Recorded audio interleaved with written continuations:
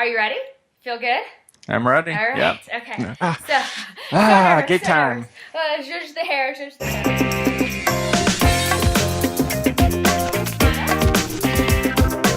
Hi, everybody. This is Brooke Roberts from Inside Study Abroad, and today I'm talking to the awesome Bruce Jones from International TEFL Academy. He's the CEO and founder, right? Founder, too. And he's been, I think they launched in about 2009, 2010. And IT is one of the leading Teach Abroad providers out there. They provide a lot of really value-rich content just about the Teach Abroad experience. So he has a lot to add if you're looking to do a Teach Abroad or advising students about that. And he's got this like ridiculous kind of interesting story to how he's sitting here today with us. So I'm really excited to share that. So thank you, Bruce, for being here. How you doing? I'm doing great. Thanks for Awesome. having me. Yeah, of course. Yeah, I love it. So let's get started. So I always start in the interviews with the same two questions, and so let's start with the first question: is what is your study abroad story or your international travel story? How did you get started? You know, what was that first inspirational experience? Okay. Well, I grew up in the Midwest, outside of the suburbs of Chicago, and people in the Midwest, a lot of times we don't leave the country. We go to the next state. Like I went to Wisconsin for vacation. I'm from Kansas, so I totally get it. Yeah. And then you go to Disney World, you know, when you're 13 or so and you run around and so on. So our family didn't go overseas. It just wasn't something we did. Though my aunt was an English teacher in Ecuador. And so my cousins came from there and didn't speak English. And my stepmother's from the Philippines, and everyone in my neighborhood, I grew up in a very multicultural society, so people from Colombia and Cuba and Mexico and Vietnam, so I have all these different friends, so it wasn't so different, but we just, Midwest, we didn't go anyplace. And my uncle, he had an international business in not-for-profit medicine, so we'd always hear about different things abroad growing up, but it wasn't until I got into college that I had friends who would study abroad, or they go and do that thing called backpacking through Europe. Yeah. And you hear these stories, and you're like, "This is crazy! This is so much fun and interesting. I want to learn this. I want to get out there." So after graduation, I was trying to do anything I could to go overseas. I'm looking in the back of our school paper, and you see an ad to go work on a cruise ship. This is There's all after sorts of college things. or after high school? Yeah. After college, so okay, I never cool. left the country until after college. Okay. And actually, I was too intimidated to even go into the study abroad office because it seemed like the people who did that have already traveled abroad, and things seemed really expensive, and I just didn't have that background whatsoever. And I was working both semesters, and I was on a swim team, which is a 2-semester sport, so I can only do it in the summer, and that was one part, but it just seemed so far out there to go to a foreign country and do something. And so I just decided after graduation, you know what, I'm just going to go. I'm going to go someplace. And I had studied, of all things, Brazilian Portuguese. And I was like, well, maybe I'm going to go to Brazil. Maybe I'll go to grad school, or maybe I'll try and learn more and work there. But at the time, there wasn't really, I was a bit older, so that there wasn't this thing called the internet that you could look up stuff. What? There was a time there was no internet? What? There was no internet. Yeah, there was just newspapers and books. And it was hard to find real information on how to do it. And there just seemed to be some political things going on. I'm like, I don't know. Well, I'm going to go someplace. So I decided, like a lot of people, I'm going to go backpacking through Europe. So I figured, well, I can go get a travel book at a travel store and get something called a Eurail and hostel it, whatever that meant at the time. And so I decided, I'm just going to go and do it. And my friends are like, oh, I'm going to do it too. And of course, they all bailed out. And I knew they were going to bail out because they went and got a job and they bought a car. And like, you couldn't wait. You had to spend all that money on a car instead of going on some great experience while you got the chance. And I'm like, I'm going to go do it while I have the chance. And in fact, I worked an extra semester. I borrowed some money on student loans. I did whatever I could because I knew if you have the time, you have the money. And if you have the money, you don't have the time. So I'm just going to go. And I went backpacking for a month through about 8 or 9 countries in Europe and had the time of my life, as Yeah. everyone would say. Yeah. And my eyes opened up like, wow, this is great. So you I went can completely give me by so much yourself. confidence. Yeah. Yeah, you got on a plane, landed, nobody's with you, you're all alone. So wait a minute, let's back up a second here. So that wasn't intimidating to you, but going to the study abroad office was? It's I just decided that I'm just gonna do this. You know, and I believe too that your mind has to be there and ready for it. And so maybe earlier in college you just like weren't connected there. You're just like, no, I'm not ready. But when you graduated, you were ready, clearly, and you made it happen. That's such a cool thing. So let's fast forward a little. So you do this trip abroad, it changes your life, you have this whole new perspective. So then what happened? Did you come home, get a job, you become an accountant? What happened? Well, I studied child psychology, and I was on the swim team through college, and I became a professional swim coach. Okay. And that was a passion of mine. It was doing things in sports, and I've been teaching and coaching since I've been like 15 years old, and other things as well. And I love doing that. And then after a few years, I got into international. I got into working in an educational field in a technical school and doing recruiting and marketing and missions. And I love to help people change their life and go to a different field. It was actually a culinary school, so actually I got to eat for free every day, which is not bad. Side thing. Job benefits, nice. But then I later, after 3 years of doing that and learning about educational systems and all that, I was recruited by a national medical organization, and he was looking for someone to be in charge of their world conference. So I'd put on other fairs. I've done large fundraising things. So I thought this was a great opportunity to do something and make a difference, and also be able to work in other countries. So I did work. We worked with the World Health Organization, World Bank, and World Trade Organization, UN, and met the top people in all these fields around the world, ambassadors, people winning the Nobel Peace Prize, U.S.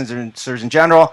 So I'm like, wow, this is great. I'd love to do this and be a part of something meaningful in medicine and in projects. And so we did that, and then I later, with him, we co-founded another organization to help doctors create projects in developing countries. Okay. So I did all these different things along the way, and I'm just seeing what I can do. And so in my mid-30s, I, with like a lot of people, like trying to figure out life. 6 months ago? Your mid-30s? 6 months ago? My mid-30s, yes. And I was working around the clock, and then I became the poster child for, I just can't work 18 hours a day anymore, even though we're doing really important things. And I decided literally about 1 o'clock in the morning that I'm not going to do this anymore. I'm resigning tomorrow. Wow. And what am I going to do with my life? Yeah. So I just decided this is not it anymore. What am I going to do? And it was like that. I'm going on a trip around the world. Wow. So but I had been looking at this for a long time, how to travel long term, going or year on trip. I've been reading books, watching things on TV. It's been more of a hobby. I had it written down of things I want to do in my life, and it was travel the world and see these places, but I didn't have a timeline. And so I just decided I have to do this and pursue my dream. If I don't do this and pursue a dream, I will regret it for the rest of my life. Right. And that's kind of the question for everybody, I guess, in life is if you are going to regret it, then you ought to do it. Yeah. And so I think nowadays, like this concept is becoming a little more prevalent. You know, I had a guy on the show named Jeff Young, I think, and he runs a site called Career Break Secrets. So this idea of career breaks, you know, in the middle of your very successful career, so they're saying, hey, I want to go do and see some awesome things around the world, and taking some time to do that. So there's a whole sort of market now online for bloggers who just talk about how do you do this? How do you make this happen? So that's really cool. So you did this round the world trip. Sounds amazing. And then what did you do during, like, give us some highlights, two awesome things you loved during that trip. Well, I traveled for 2 years, went to 20 different countries. 2 years. Yeah, one wasn't good enough. I had to go for it more. Nice. And the longer the trip, the party keeps going. and that's really what it when you're abroad, you're like, this is too much fun and exciting. I mean, then you have your ups and downs, the weather and all sorts of things. But you go for a bit of time, and then you're like, why would I want to come home right now? This is too good. Yeah. So I spent 3 months in India, which was very, very different. People said you have to go there. I climbed the Himalayas, spent 3 weeks trekking in the Himalayas. I flew around Mount Everest. I went to Dalai Lama's palace. I dove the Great Barrier Reef. Went up the Nile. I went on safari. All different types of things. Went to a wedding in Delhi, which a 5-day wedding. That's an experience. Yeah. So while I'm traveling, I had a website, and people could follow me along the way. And this is because I knew how to do website stuff, and this is before there were blogs. And so I was this reality show on the road of what's going on, and I was actually traveling before, during, and after 9/11 as well. So I had people ask me about all that, but people wanted to see where am I going, and I had all these FAQs of how can you travel long term and do this, and I just love to give people advice on how can you do it, and give them resources and encouragement.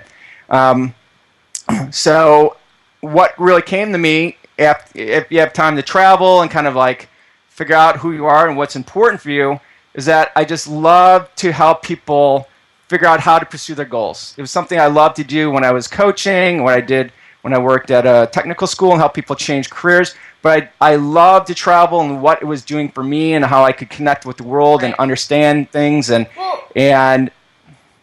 I didn't mean to cut you off, but I'm just curious. So let's wrap this back around because we're 5 minutes left, and I still don't know how ITA got here. So did you do a teach abroad thing while you were doing the 2 years? So I came back. I came back, and what I had was a vision: is I want to help people go see the world.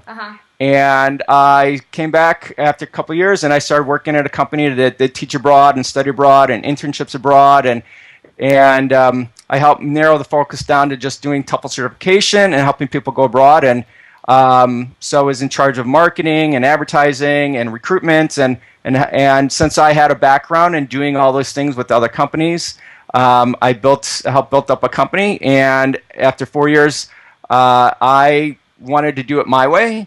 And I had a great staff with me, and said, who wants to go build a company our way? And so we launched our company, and now we train over 1,500 people a year. And we get to help people make their dreams come true every day. Cool. And that's how that all went. Yeah. Was that a hard decision to make, to leave that company and go do your own thing? No, because I already was doing all the items and I knew how to do everything and worked through all the hard part already. So now it was to have a vision of how I want to see the world affected. How can we make something even better for people? How to make this opportunity available for the masses? How to help someone who's not been anywhere, who was just like myself, and get abroad. So we want to do it our way and have fun along the way. Right. So cool. It was. I made the decision to do it. Right. Well, and so that was about 2009, 2010? 2010, yeah. 2010? Okay, gotcha. Well, okay, so, wow, that's an amazing story. That's so cool. I kind of feel like I want to quit my job. Wait, I already quit my job. I just want to go around the world for a couple years. So, well, we have a few more minutes, but I just want to talk about a little bit more, let's draw on your expertise. So if anybody's watching who's like, that sounds awesome. How do I go teach abroad? So why would someone choose to teach abroad? What are some of the benefits? What are some of the requirements? What are some of the main things people need to consider if they're thinking I should teach abroad? Okay. Well, one thing is most people go and do this. They're not teachers. They're not educators. They probably don't even know another language except for a couple years of Spanish from high school. So you have to be fluent. You need to speak English fluently. So if you have that, what you have is a skill that all the teachers in these other countries don't have. And when you teach completely in English for almost all situations. So they don't want you speaking another language. So first of all, if you understand what we're saying right now, you probably can speak English pretty well. So one is that you get paid. You get paid in all these different markets around the world. If there's a middle class society there are people who are paying some good money for language classes, just like in your own hometown. There are people learning Spanish, French, German, whatever. So first of all, you want to talk with a training school that's going to certify you. Because to be a foreign language teacher, you have to be trained on language and also how to be an educator. So there's a very special methodology, but it's designed for people who have no background, so you can get a certification in a month full-time. Or there's part-time classes. Ours are 11 weeks into it part-time. But a really good school, like our school obviously, but there are a lot of really good schools around the world that have this certification. So one is you got to know what you're doing. If you know what you're doing, you'll have a great experience abroad. If you don't know what you're doing, meaning life in the kind of classroom, sucks. like you don't know in a how class. to teach. Gotcha. Yeah, if you don't know how to teach, if you just get recruited to go someplace and they give you a day of training, it's going to be a really, really, really hard time, and you spend your off time trying to figure out how to do your job because you see people are paying a lot of money and relying on you to teach them. Well, so I one have is a funny find a really good story school. related to that. So I taught English abroad in 8 months in China, and I went on a particular program, and I was supposed to be teaching at a high school in the city in China, and we went to Beijing first for a month to do intensive TEFL training at Beijing University. And it was okay. I would say it wasn't amazing. That's my next question I want to talk about is like what should be looking for in TEFL certification, but because there are some shady things out there. But I thought when you talked about if you don't know what you're doing, so I was trained absolutely to teach like middle school and high school, and so I was ready. About 2 days before we were leaving, I was asked, because I was the only person on my program who had a master's degree at the time, and they said, we had a teacher at this university drop out, and you have a master's, will you go teach at the university?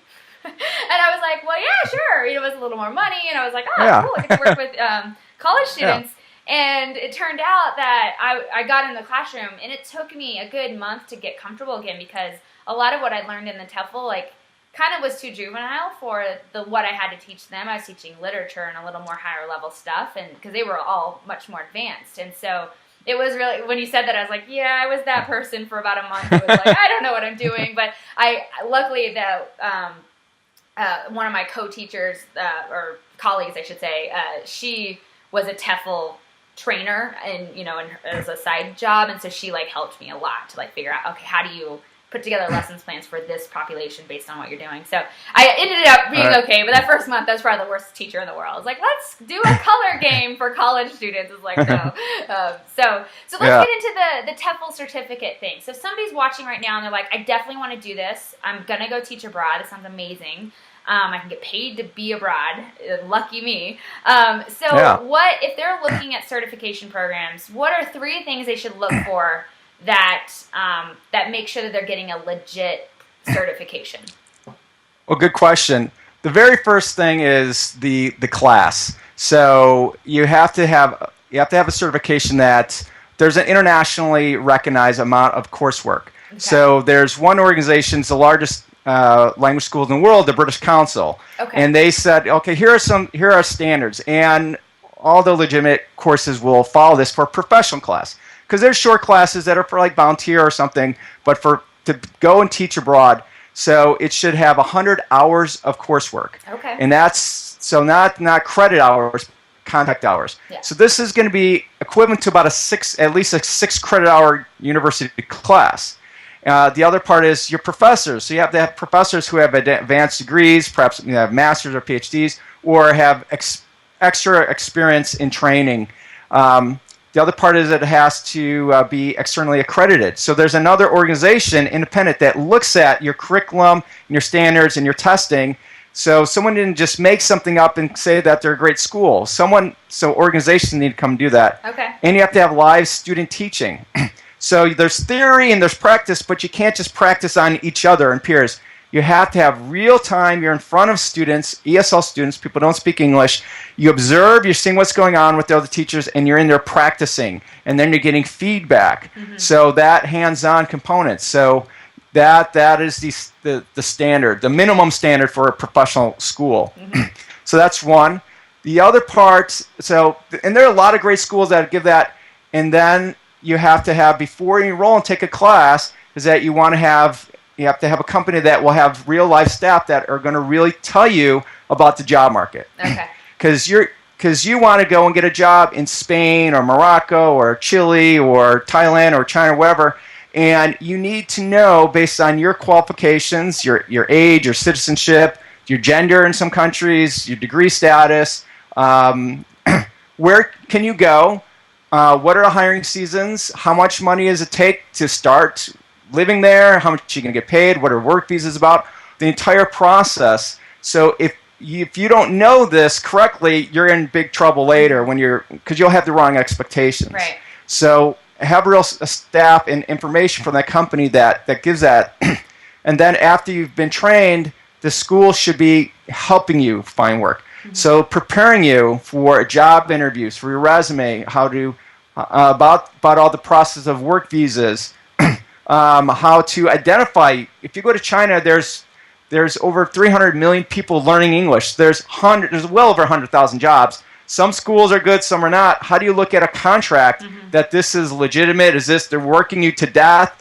All these different types of things. So your school should have real live staff that are there to give you real resources on job markets, recruiters, different programs, and then help you do that. Okay. So if you have all those three, so good schools will have all that, and then they're helping you. And if they also have an alumni network where they're helping you socialize and meet other people going abroad, that's a bonus. But those three things there really help make it a great school. No, that's super helpful, and I'll definitely, everything you've mentioned, I'm definitely going to link to in the show notes so that people can be like, oh, I'm going to check out British Council, whatever, and obviously ITA as well. So let's talk about one question I want to get into. So just time for like two more questions. So I think your answer to your last question was actually really fantastic. I think from a study abroad advisor's perspective, if anybody's out there watching who's working at a study abroad office, who's working with students who've been abroad, they studied abroad, and now they want to go back.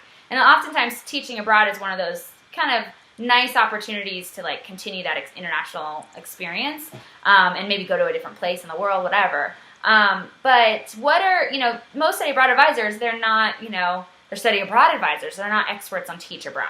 So obviously you just said like what if you're looking for a TEFL certificate, here's the things to look for, but what are a few other pieces of advice you'd give it to a study abroad advisor on how to talk to a student about the experience? Maybe like expectations on how it's going to be different than just traditional study abroad or anything like that?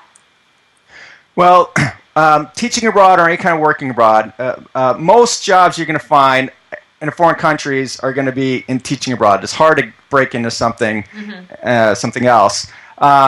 So advice would be that you can get paid to teach around the world. So because you just spent all this money studying abroad, and now you're like, okay, how do I really do this and actually get paid? Because my parents are like, I'm not giving you any more money. And if it ain't working out, you find your own way home.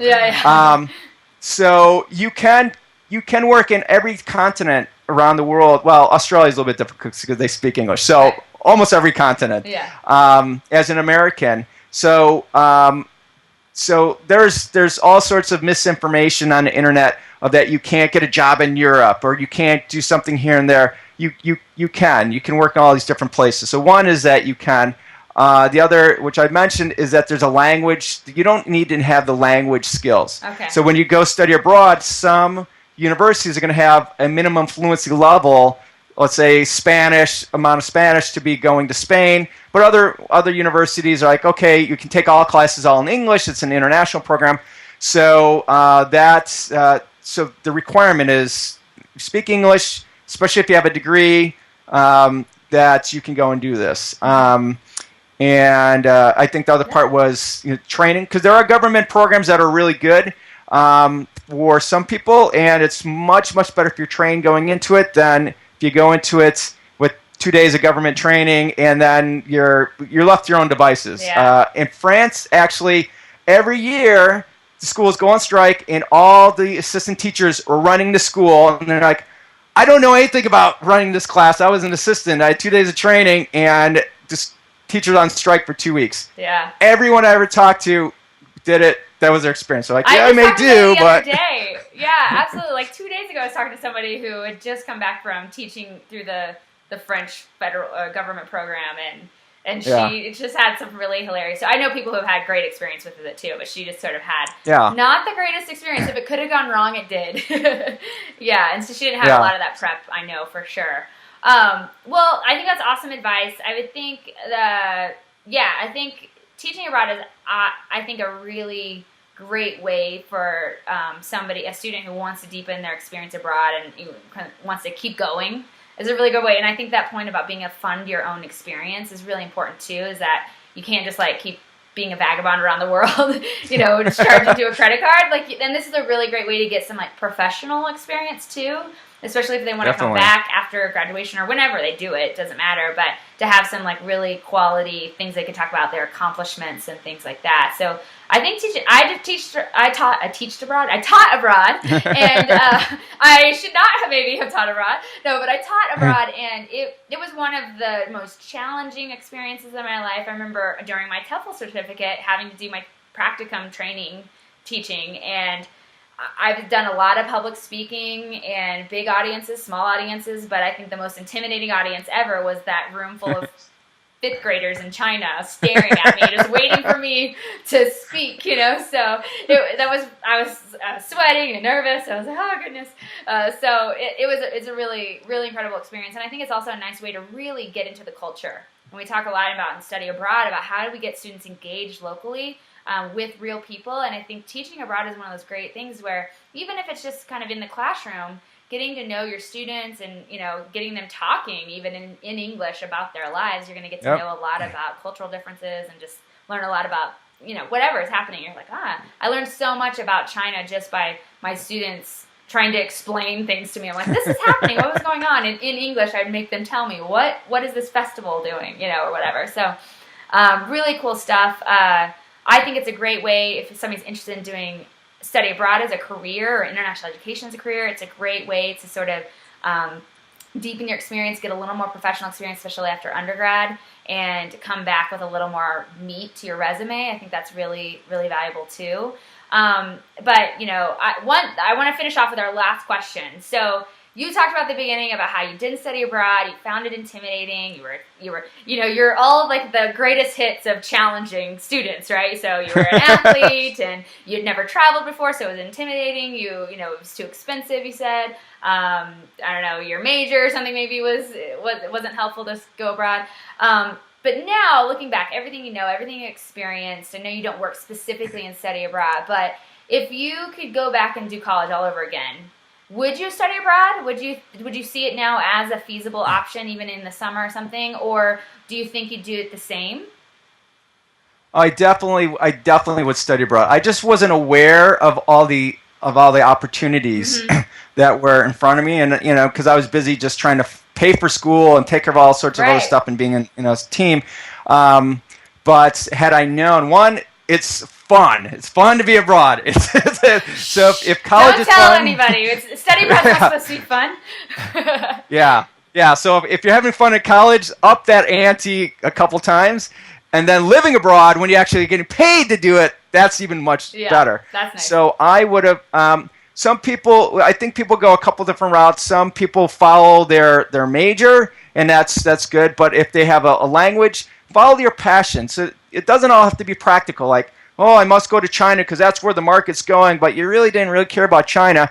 Go someplace that you have interest in. If it's the culture, or it's the language, or it's just a continent, just to be exposed, it's fine. It's great just to go for something new, and your world will definitely open up. I was studying Brazilian Portuguese. Ironically, I've been to 37 countries, and I've not been to Brazil yet. No way. Yeah, so I'm dying to go there, and so you kind of fall in love with the culture when you're studying a language, and I would definitely go study abroad in Brazil. That's what, and now that I know what a amazingly fun place it is, even more so, I don't know if I'd ever come back. So. Well, can I ask, how many languages do you speak now? Do you speak quite a few, or? You pick up hello, thank you, where are you, where's the bathroom, little things. So I probably can, in probably like 15 languages, say 5 or 6 phrases. Okay, gotcha. And so, when at the bar, I can pop a few out of my head after I've had a few drinks, but it's so hard to. Gotcha. But Cool. I just said hello and thank you to a Chinese person yesterday, because I was in China about 6 months ago, and it was off the top of my head, and I was just in Latin America a few months ago, and I was mixing up my Portuguese and Spanish, but I was picking up some old Spanish. Gotcha. A little bit here and there, but I'm the example of why people want to learn English is because if you speak English, you can go everywhere around the world and do everything. You don't need to know another language, but you should learn. It's great to learn another language because when I was in Latin America, I'm like, oh, I really wish I was fluent in Spanish. Now I get it. Yeah. Because when I was studying it, when I was like 12 years old, I'm like, why am I going to learn Spanish? I'm not going anywhere. And that's literally what I thought. Yeah. And now I'm like, boy, I could go so many places in Latin America, Right. and I wish I had that. So. Well, I always say that, like, when people ask those, like, icebreaker questions, like, if you could have a superpower, what would it be? And my superpower would be I'm automatically fluent in every language in the world, just because I do think, and I think we, in Study Abroad, we definitely believe, too, that your access to the culture through language is so much, the doors open wide when you can just converse. Even at a beginner level, that you just can do so much more. You can read more signs. You can all of a sudden realize something's around you that you didn't know. I mean, I remember when I was in China, for instance, when I first got there, everything just it was all just artwork. The language was just artwork to me. And it was beautiful, but I had no idea whether that was a pharmacy or, video store. I didn't know. And so after I was there, a few months, just started learning more and more characters, and I still wasn't literate, from a Chinese perspective, but oh my gosh, that's a chicken, now I can read different things, read a menu even. It was so nice to be able nope, that's the pork dish. I'm not interested in the pork dish. So and things like that. So that's a basic example, but I just think even be able to converse with people and just understand in their own language what their thoughts and feelings and things are about, whatever you're talking about, is so nice. So, I'm one of those people that languages are it's just not a talent. I hear it and it just doesn't make sense to me. And I've studied several languages and I'm a master at none. And so I would say, I think that whole ability to speak another language and the people around the world trying to speak and learn English is super empowering because and inspirational to me. It's like, God, they're learning English. I should go out and learn that language that I want to learn because I would love to actually be able to converse in Chinese. So honestly, I think what you're doing is awesome. We're definitely going to link down to ITA in the show notes. Bruce, this is so fun. Thank you for sharing your story. You've got a great personality, a lot of spunk over there. Spunk out there in Chicago. So definitely, if you're in Chicago, definitely give Bruce a call and tell him to take you to the bar. He'll start speaking random languages to you all over the world. Thank you so much for being here, Bruce. You're welcome. Thanks for having me.